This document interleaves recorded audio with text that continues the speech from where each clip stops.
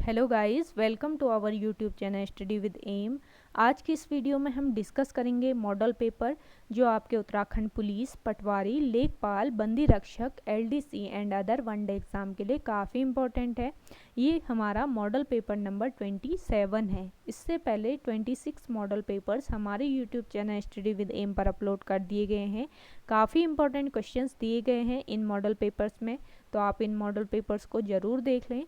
Video start करते हैं। Video start करने से पहले जिन लोगों ने अभी तक हमारे YouTube channel study with M को सब्सक्राइब नहीं किया है वो सब्सक्राइब कर लें और बगल में जो बेल आइकन दिख रहा है इसे भी प्रेस कर लें, ताकि हम कोई भी वीडियो डालते हैं तो उसका नोटिफिकेशन आपके पास जल्द से जल्द पहुंच जाए। आप सभी लोग हमारे टेलीग्राम चैनल को भी ज्वाइन कर सकते हैं। अराउंड 4.6 के यहाँ पे सब्सक्राइबर्स हो चुके हैं। सुबह 10 बजे और शाम 8 बजे यहाँ पे क्विज का आयोजन भी कराया जाता है। इसके अलावा अदर इम्पॉर्टेंट अपडेट्स पीडीएफ्स यहीं पे शेयर की जाती हैं। लिंक आपको इसका डिस्क्रिप्शन बॉक्स में मिल जाएगा। बढ़ते हैं आज की वीडियो की ओर। इस सीरीज़ का पहला क्वेश्चन है, नंदनी गीति कविता के रचयिता कौन है? नंदनी गीति कविता जो है इनके रचयिता हैं चंद्र कुंवर बरतवाल। ऑप्शन ए इस क्वेश्चन का राइट आंसर हो जाएगा। चंद्र कुंवर बरतवाल हिंदी के कवि थे। उन्होंने मात्र 28 साल की उम्र में ही हिंदी साहित्य को अनमोल कविताओं का समृद्ध खजाना दे दिया। समीक्षक चंद्र कुंवर बरतवाल को हिंदी का कालिदास मानते हैं। उनकी कविताओं में प्रकृति प्रेम झलकता है, इसलिए उन्हें प्रकृति का चितेरा कवि कहा जाता है। काफ़ी इम्पोर्टेंट पॉइंट है, कई बार पूछा गया है प्रकृति का चितेरा कवि किसे कहा जाता है। प्रकृति का चितेरा कवि कहा जाता है चंद्र कुंवर बरतवाल को। इन्हें हिमवंत पुत्र भी कहा जाता है, तो आप ये भी ध्यान में रखें। चंद्र कुंवर बरतवाल का जन्म चमोली जिले के मालकोटी पट्टी तल्ला नागपुर में 20 अगस्त 1919 को हुआ था और 1947 में मात्र 28 साल की उम्र में इनका आकस्मिक देहांत हो गया। अगला क्वेश्चन है, उत्तराखंड के किस जिले में यूरेनियम की उपलब्धता के संकेत प्राप्त हुए हैं? यूरेनियम की उपलब्धता के संकेत प्राप्त हुए हैं टिहरी गढ़वाल में। ऑप्शन डी इस क्वेश्चन का राइट आंसर है।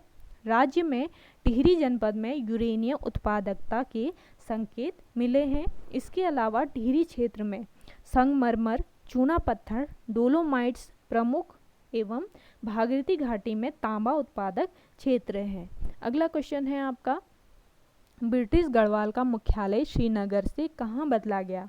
ब्रिटिश गढ़वाल का मुख्यालय श्रीनगर से पौड़ी बदला गया। ऑप्शन सी इस क्वेश्चन का राइट आंसर है। देखिए, पौड़ी जनपद जो है इसका गठन 1840 ईस्वी में हुआ और 1840 में ही ब्रिटिश गढ़वाल की राजधानी श्रीनगर से पौड़ी स्थानांतरित की गई।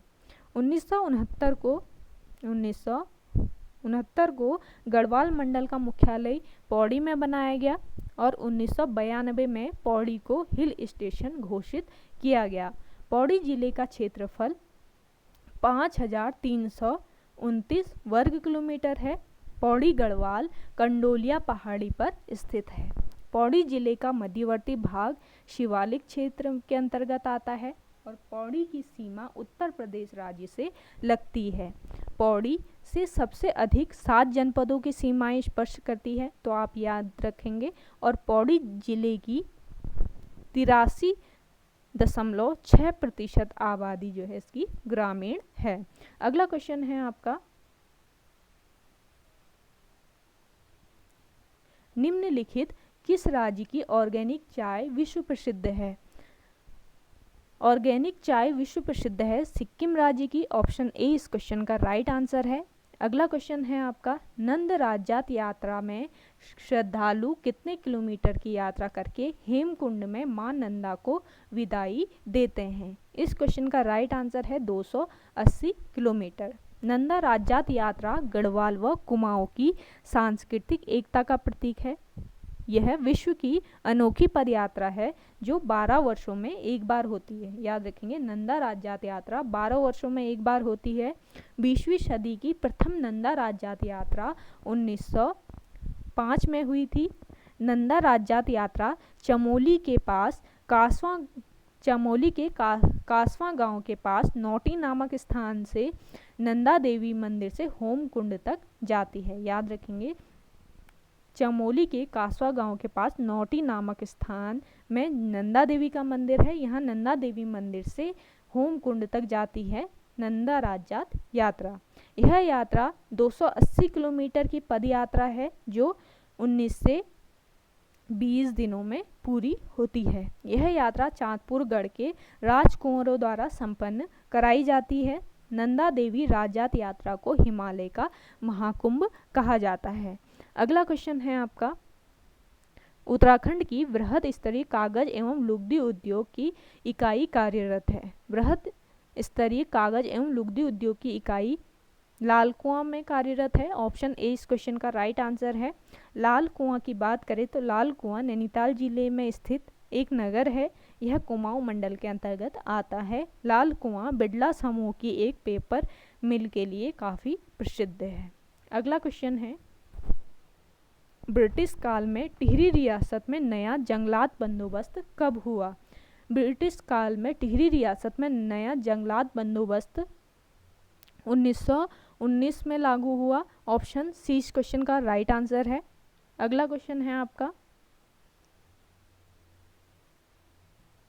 उच्च श्रेणी का कौन सा खनिज उत्तराखंड में पाया जाता है? उच्च श्रेणी का मैंगनीज खनिज उत्तराखंड में पाया जाता है। ऑप्शन डी इस क्वेश्चन का राइट आंसर है।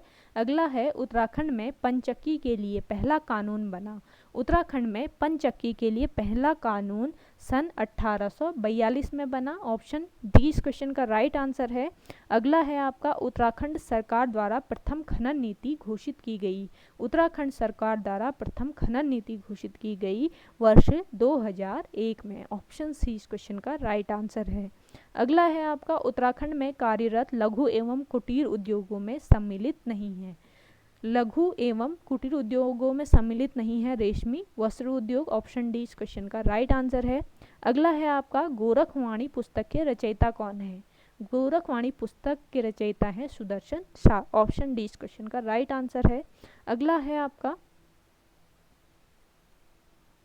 मृणाल पांडे का जन्म कहाँ हुआ? मृणाल पांडे का जन्म हुआ टीकमगढ़ मध्य प्रदेश में। ऑप्शन सी इस क्वेश्चन का राइट आंसर है। अगला है आपका, टिहरी बांध का निर्माण कब प्रारंभ हुआ?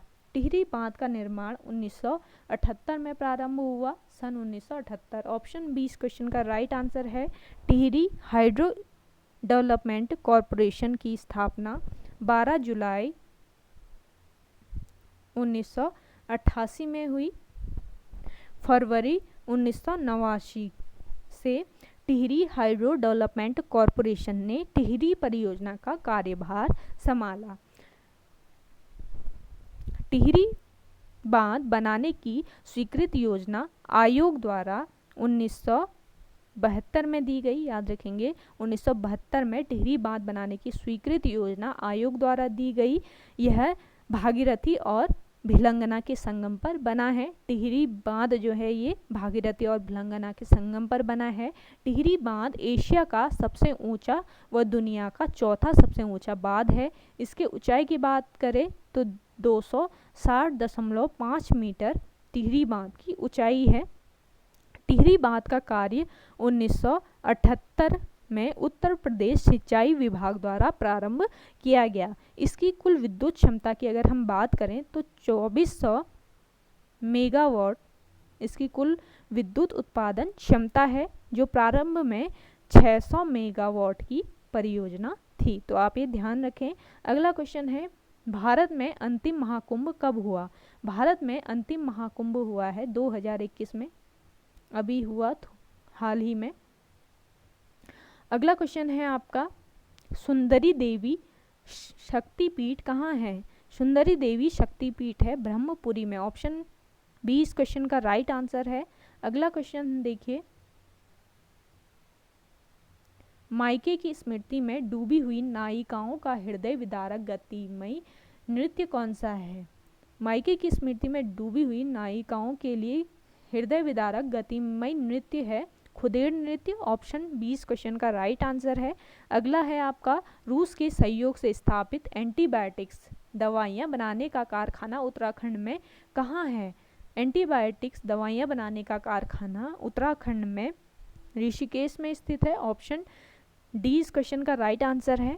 इस एंटीबायोटिक दवाइयाँ बनाने वाले कारखाने का नाम है हिंदुस्तान एंटीबायोटिक लिमिटेड। इसके अलावा Indian drugs and pharmaceutical limited Virbhadra Rishikesh में 1967 से है। ऋषिकेश देहरादून का एक उपनगर है, याद रखेंगे ऋषिकेश जो है ये देहरादून का एक उपनगर है।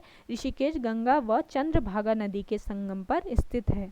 केदारखंड में ऋषिकेश को कुब्जा मृग कहा गया। ऋषिकेश को संत नगरी व विश्व योग की राजधानी कहा जाता है। केंद्र सरकार ने ऋषिकेश व हरिद्वार को भारत के पहले जुड़वा राष्ट्रीय विरासत शहरों का खिताब दिया है। काफ़ी इंपॉर्टेंट पॉइंट है, तो आप नोट डाउन जरूर कर लें।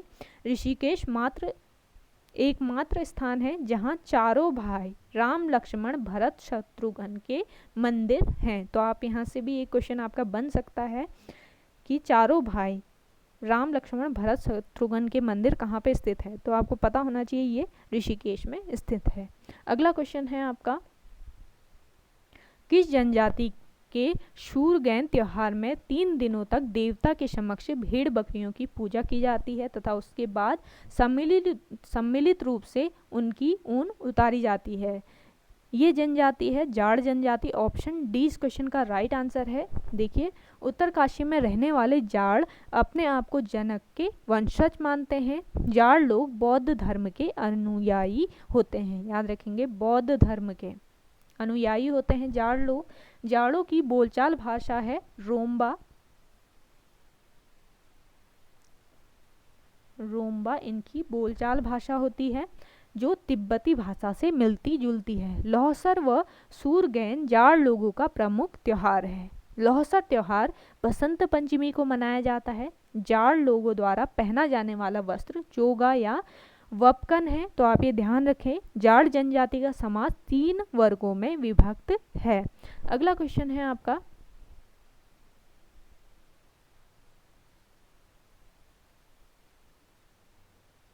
देहरादून स्थित मंदारम क्षेत्र किस खनिज के संसाधन के लिए प्रसिद्ध है?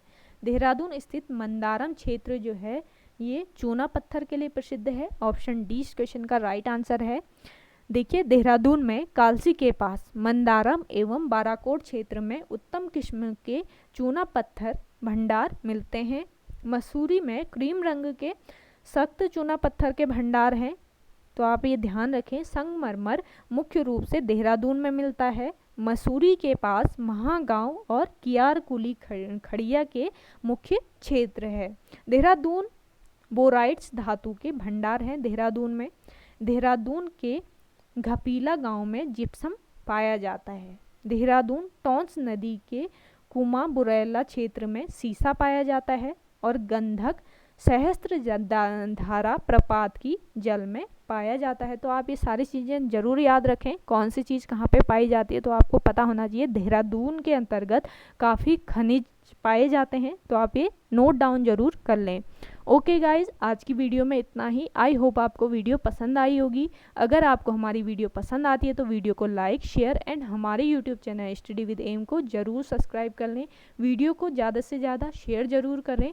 काफ़ी मेहनत करके आपके लिए वीडियो बनाते हैं, लेकिन आप शेयर नहीं करते हैं इनको, तो आप ज़रूर शेयर करें। मिलते हैं एक नई वीडियो के साथ, तब तक के लिए धन्यवाद।